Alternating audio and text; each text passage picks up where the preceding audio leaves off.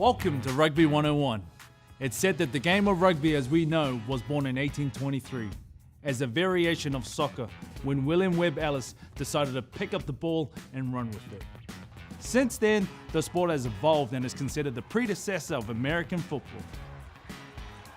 Today, rugby is seen as a melting pot of American sports we all love.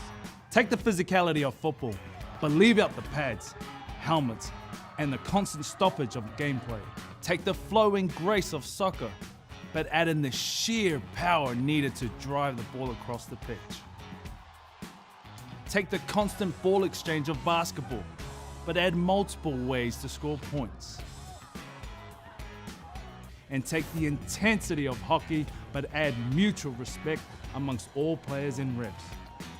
We even call the refs sir in rugby. To sum it all up, Winston Churchill once famously said, "Rugby is a hooligan's game played by gentlemen."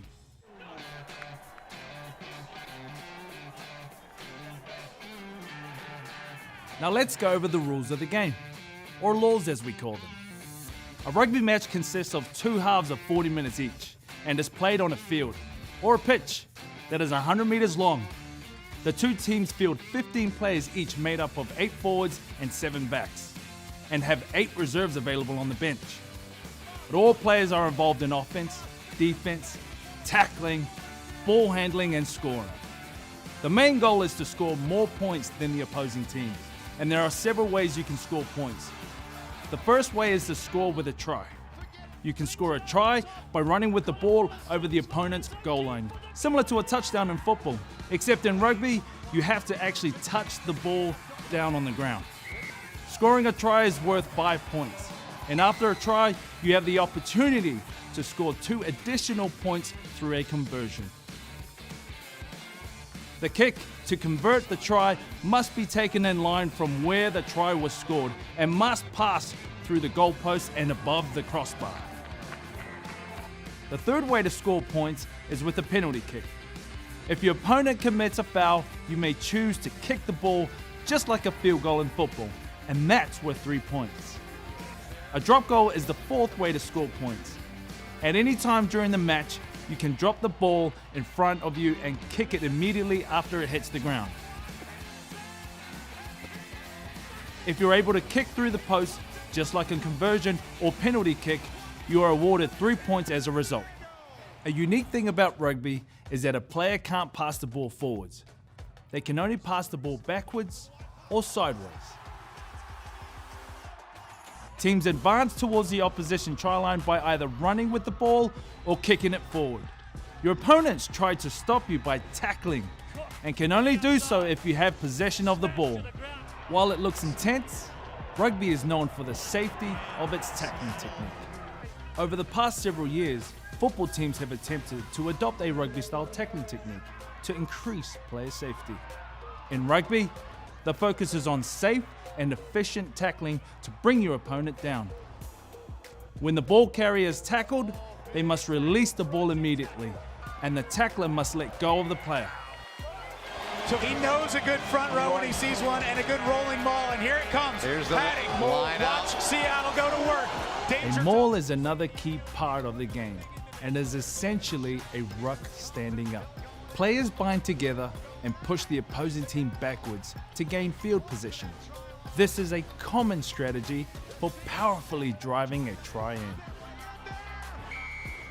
When the ball travels outside the field of play, the match is restarted with a line out. Players from both teams, usually the forwards, line up in parallel lines facing the ball handler on the sidelines.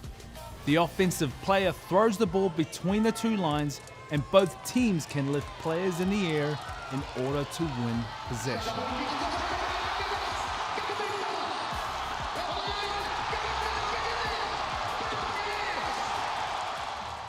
A scrum is a form of restarting play and consists of both sets of forwards pushing against each other in formation while the ball is rolled between them.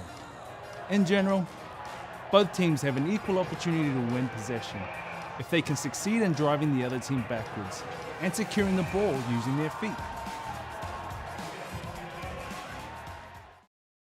Nin explains the rules of Rugby Sevens. The object of the game is for your team to score more points than the opposing team. Rugby Sevens, or just Sevens, is a variety of rugby union that is played with 2 teams of 7 players playing on a field that's 100 metres long between the goal lines.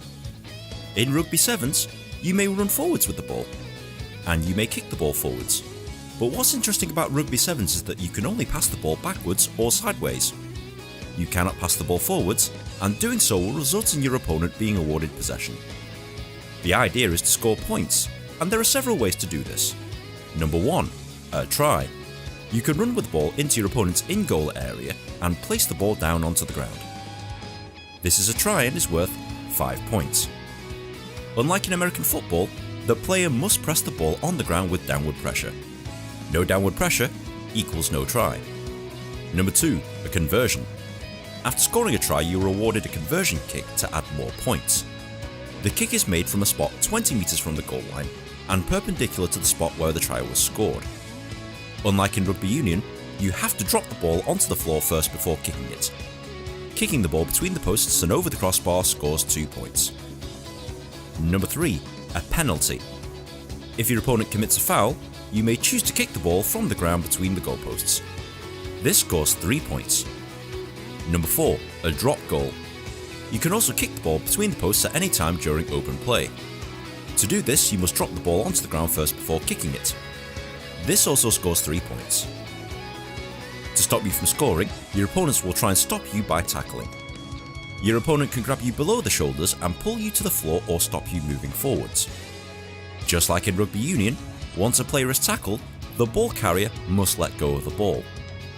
This usually results in players pushing each other away on the ground whilst the teammate tries to get possession of the ball. Players from either team can get possession at this point. The game is played in 2 7-minute halves for a combined playing time of 14 minutes. Team with the highest score after 14 minutes wins. That's basically the gist of it, but there's a few other rules you'll need to understand before playing or going to a game. For example, knock on. Any player deflecting the ball forwards with their arms or body is committing a knock on. Remember, you're not allowed to pass the ball forwards, so you're not allowed to deflect it forwards either, unless it's a kick. Committing a knock-on will result in the other team being awarded a scrum. Scrum. This is a method of restarting play, usually after a forward pass or knock-on. The forwards of both teams line up and push against one another whilst the ball is rolled between them. In general, any team can win possession of the ball at this point. In touch. This is rugby terminology for out of the playing area. The outer lines of the field are touch lines, and any ball leaving the field of play is said to be in touch. Another go-to man, and Perry Baker, the best sevens player on the planet. Look for him in the 11 jersey on the far side of the field. He'll get a number of touches real soon. It is time to roll in the cup final of the HSBC USA Sevens. And Ewer puts it right on the button with the kickoff. Pinkelman, the captain, goes in. Argentina forced to release there.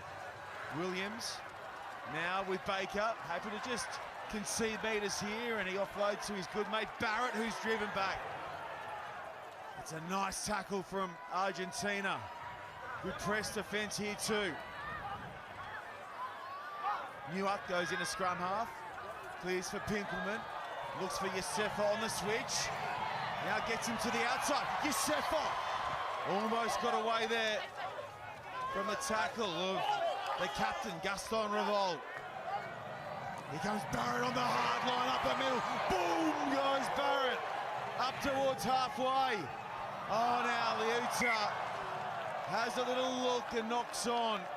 Well, that's fast-paced action to get us off and moving, Carlton Nana.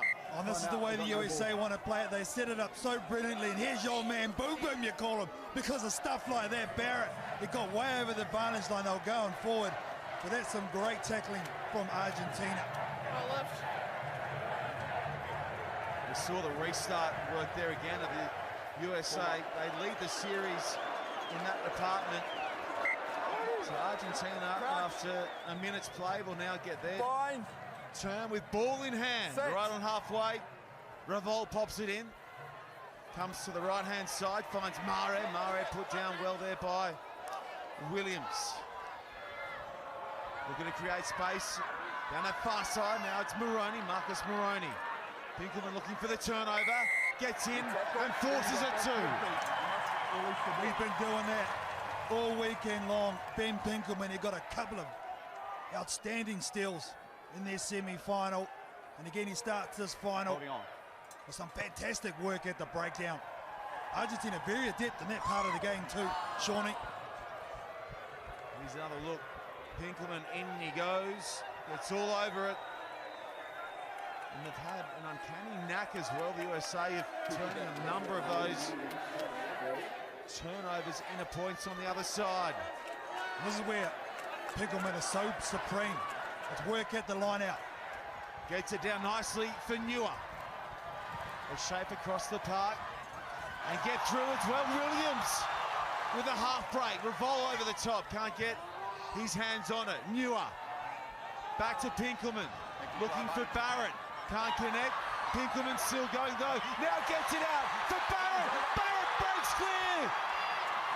Holds his feet nicely. Buys some time for the support runners to get around. Newer. Yosefo. Revol on the spot to make the stop shot. Over the top it comes for Baker. Baker!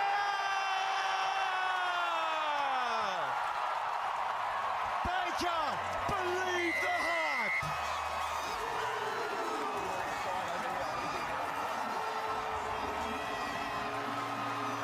Oh, he's fired up, Perry Baker. And so is the crowd. Look at that, the double pump from Lauta, because he knows this man is waiting out there, not even touched on the outside. And Perry Baker is styling and profiling. Man, oh man, this guy is something else. He scored a crucial try in the Cup semi-final win against Fiji. As Newer chips the extra two through, ran 126 metres. And this is what he does off the back of it. He runs straight to the crowd and says, get on board the USA Express. What he said, he really thrives off the crowd and its energy. What a time to step up in front of your home crowd. There's a lot of pressure on him coming into this tournament. You know, the numbers just going to keep skyrocketing. Newer restarting here. Looking for Yosefo, that needs to go. Now it does. That's going to work out okay for the USA. No. He never played at it. The call from Richard Kelly there is Argentina. Mare didn't play at it. What are your thoughts, Carlton Arnold? Geez, that was a 50-50 call. Could have gone either way, to be fair. Come off his chest. Mare.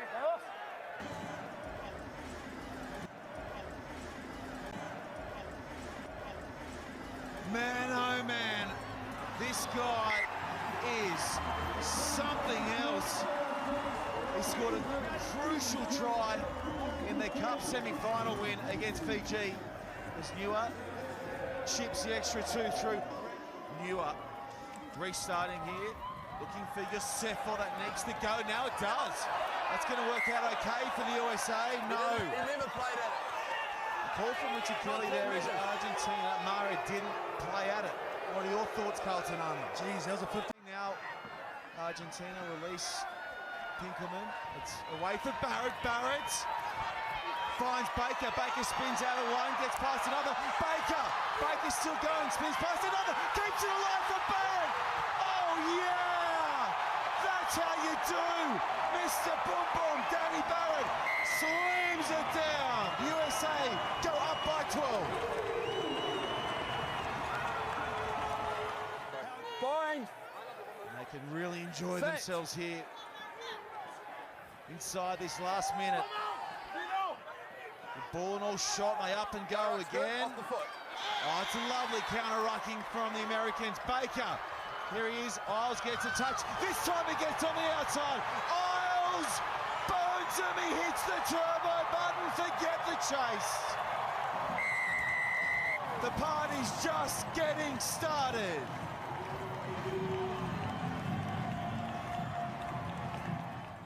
recording a win over the All Blacks. It all started in 1905, and 28 games later, they remain winless with a 10-all draw back in 1973. Barrett, as they work it across at midfield, and here's a bursting run from Naholo.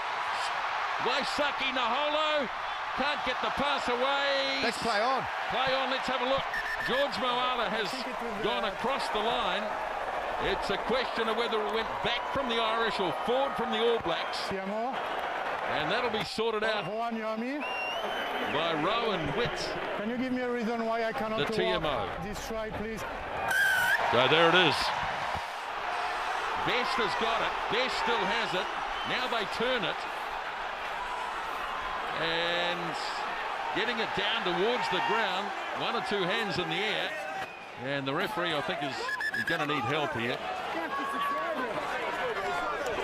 It'll be a miracle if we ever see the ball here, but we'll have to have a look.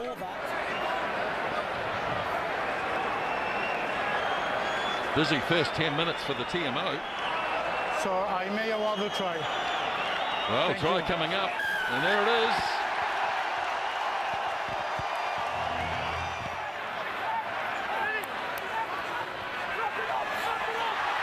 And offloading, Carney gets close.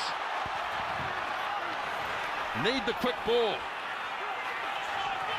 Having a go on the blind sides. Try given. Oh! Ireland! Looking dangerous again. The men in green. Murray up the centre. Conor Murray. Try number 3. No, what a snipe from Conor Murray. Just showed the little dummy, and then the acceleration was too much for the All Blacks. It's been Ireland's half. They've scored 3 tries to 1, and they lead the All Blacks here at Soldier Field in Chicago by 25 points to 8.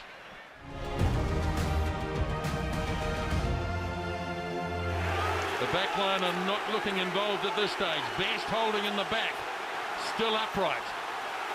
Still going. Now dragged down by Squire. Murray works it away. Sexton gets it away. Zebo scores. Now here's Barrett. Here's Coles having a run. Tried to get it back. Does so to Perenara. And the All Blacks have a try. Oh, well constructed. TJ Perenara, Hurricanes teammates Dane Coles. Perenara again. There is Cruden. Becky Toa threw it away for Ben Smith. Now he gets it away. Ben Smith. We're going to have to look at it. I'll have to award it because I think he gets it down before that lead knee hits the ground. Yep, try scored. Right, here's a big kick. It's ugly, but it is straight.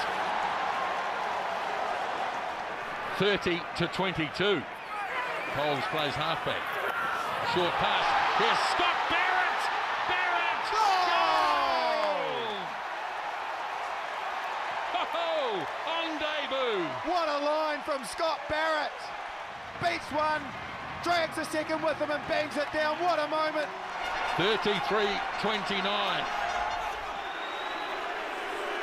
Less than 5 minutes. Here's Heaslip. Well, he picks it up quickly and off he goes. Drops it off to Henshaw. Robbie Henshaw scores it. Rugby history. Ireland beat the All Blacks for the first time. Big fan. Gilchrist. Swinson. Scotland, ball in hand, any time. Not the side. Hastings is deep if they need him.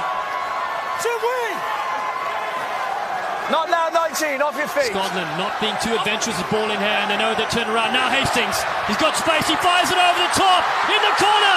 Scotland go, they're over, 35. Unbelievable scenes. He's got it in the corner.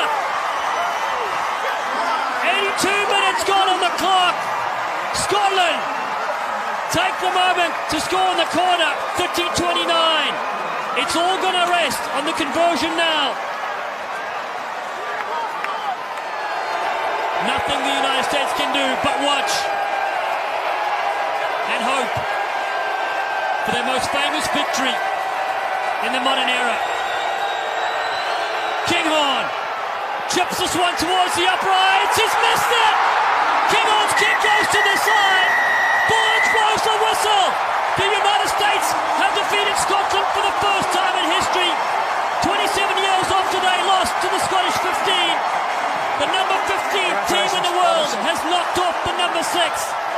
And well, the giant has woken up. It takes two to tackle, and while it's obviously important that you stop the other guy scoring a try, it's equally important that you both get up afterwards. A high tackle is anywhere above the shoulders and is rightly against the laws of the game. Not only are low tackles more likely to be successful, they're also less likely to result in a broken neck. When tackling, be aware at all times of the position of your head. Both players are going to come crashing to the ground, and you want to make sure your head's not going to get squished between the ground and the guy you're tackling. Laws. Don't forget, you're only allowed to tackle someone if they're actually holding the ball. If you've been tackled and you're on the ground, you need to release the ball immediately and roll away. If you're quick, you can pass it up to a teammate, but don't hang about, because if you take too long about it, you'll get done for playing the ball on the floor, and that's a penalty offence. Technique. Side tackles are all about timing. Get it wrong and you're liable to get a boot in the face and a bruised ego. Get it right and your opponent will come tumbling down like a house of cards. As you approach your target, bring your shoulder down to about hip height and adopt an almost crouching pose. Push forwards with your legs and drive your shoulder towards their thigh with as much might as you can muster. Make sure you keep your momentum up. That's what's going to topple them. Next, wrap your arms around their legs, between around the thigh and above the knee. Squeeze your arms, don't let go, and they'll soon go down.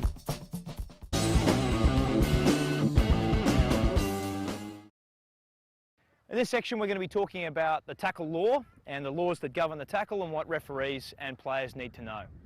The first thing to know is that a tackle needs to have the ball carrier held by an opponent, and the ball carrier has to be brought to ground by that opponent. If the ball carrier is not held on the ground, then no tackle has taken place. This might happen in a scenario such as an ankle tap, or where a player goes to ground to secure the ball. So the ball carrier here is not held, which means no tackle has taken place. So he's got a couple of options here. One, he can get straight to his feet and continue without letting go of the ball. Or, if he's still on the ground and we have another player on their feet immediately, this player must be in a position to either release the ball to him or play it straight away. Here we have a tackle. Ball carrier held by an opponent and brought to ground. Our ball carrier is now tackled, and ingeniously in rugby he now becomes known as the tackled player. Our opponent becomes the tackler. Okay, in this situation we have had a tackle, but the player making the tackle has not gone to ground. So we have had a tackle because the ball carrier has been held by an opponent and brought to ground. Our ball carrier is now known as the tackled player, and the tackle laws do apply. This player here has not gone to ground, therefore he's not a tackler. This leaves us with an odd situation in rugby. We've just had a tackle with no tackler. Why that's important will be made clear when we look at the gate.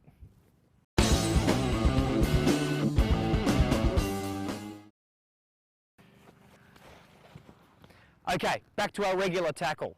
In this situation we have both a tackled player and a tackler. Now, the tackler has to release and roll away immediately, according to the law book. The tackled player has to release the ball and play it immediately, according to the law book. What are the chances of both of those two things happening immediately? Absolutely zero. So the question is, which of these two things does the referee concentrate on first? The answer is the tackler. He's the man we've got to get out of the road for the betterment of the game. If we can get him out, then we free up space for players to come through and contest for the ball, and we make it easier for this player to play the ball and for the possession to be contested. So let's look at the tackler and what he needs to do, given that he's the first port of call for the referee. First thing he needs to do is actually release the tackle player on the ground. Not many people understand that that's the first thing that has to happen before we worry about rolling away or anything like that. So release the player on the ground, and if he fails to do that, penalty kick is for no release. Once he's released, he's now got a choice of two options. He can get straight to his feet and go for the ball if he's in a position to do so, so straight onto your feet and go away. Note, he does not have to worry about any gate. He's a tackler, he can pick up the ball from any direction and go. Or if he's not in a position to get to his feet and contest the ball, he's simply got to roll away. And a player who doesn't roll away and leaves himself protecting the ball can be penalised for not rolling away. So in this situation we have had a tackle, and again we don't have a tackler. But this player finds himself already in the gate, which means he's in a position to go straight for the ball. However, the first thing he's got to do is release the tackle player on the ground and release the ball. Some players will try and make this high focus tackle, go to ground, never let the player or the ball go and have a tug at the ball. Well, that's actually a penalty for no release. This player who's on his feet has got to let go of the ball on the ground and then have a crack at the ball from that position after he's done that.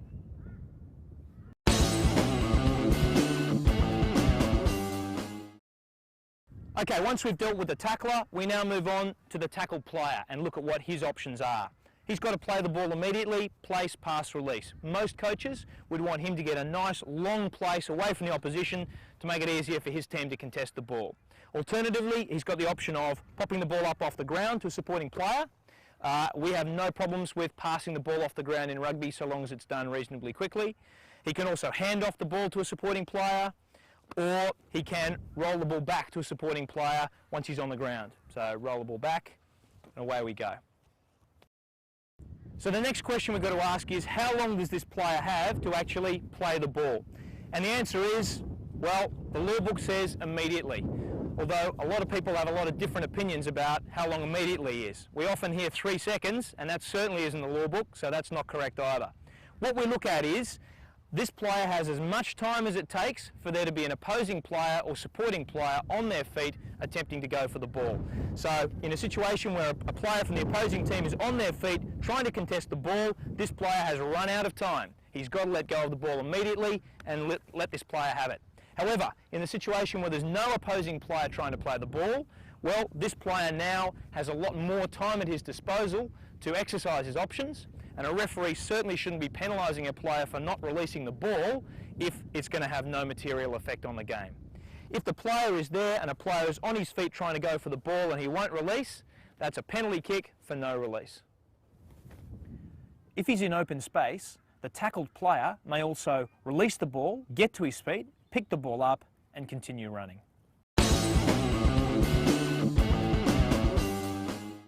Once we've dealt with the tackler and the tackle player, the next issue are arriving players at the tackle.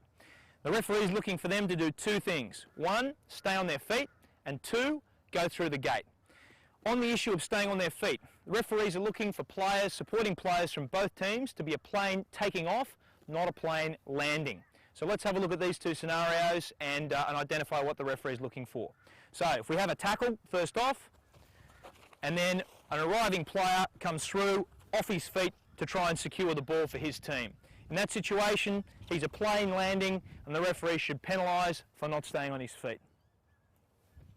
In this situation, we're going to have a player going off their feet not because they've gone off deliberately to kill the ball, but rather because their opposition is weak.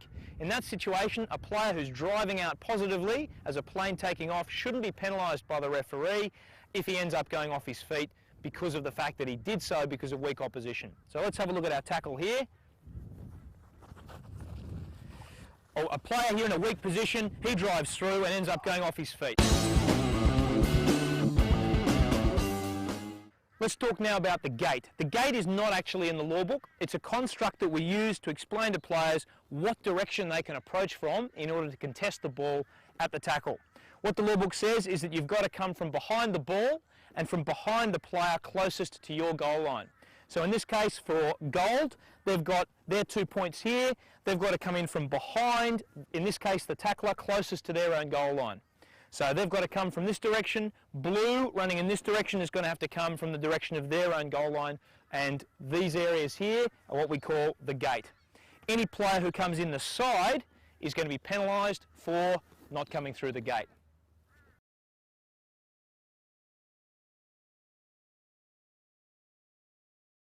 So now we've talked about the gate, let's return to what we were talking about before, the tackle with no tackler. So let's see that tackle happen.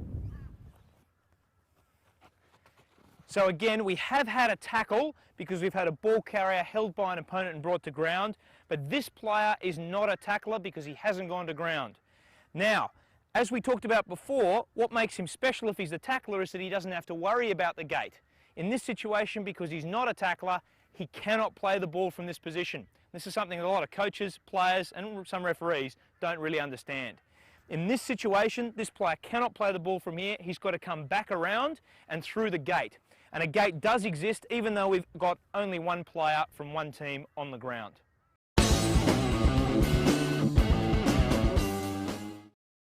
The last thing we want to talk about a tackle is tackle offside. There is in fact no such thing. Any player who's penalised for entry at the tackle is actually penalised for not coming through the gate, not for offside. And the reason is there is no offside, as we can see from this situation here. We have a tackle and we have a tackle only if the goal player pops the ball up to a supporting goal player here, and this blue player who's in front of his team's gate makes a tackle. Crowd will probably have a problem with that, claiming offside, but in actual fact it's a-okay. There is no offside at a tackle. Similarly, that player could take an intercept and run off for the rest of the field, no problem. That player isn't offside until we have a ruck form over the tackle.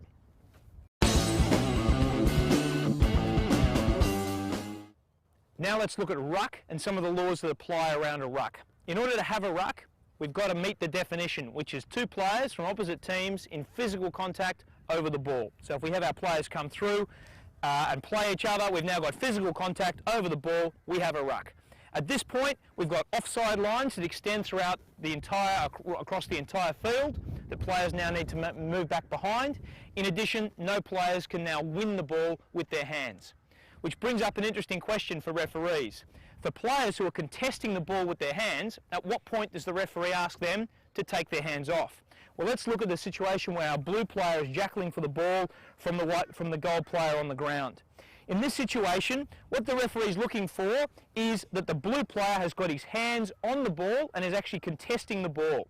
Now, for this year, the IRB have made it clear that a player who arrives first at the tackle may continue to play that ball so long as he gets possession of the ball as this ruck forms. So if he's got his hands on the ball and this player comes through to contest it, no referee should now ask for that player to take his hands off the ball.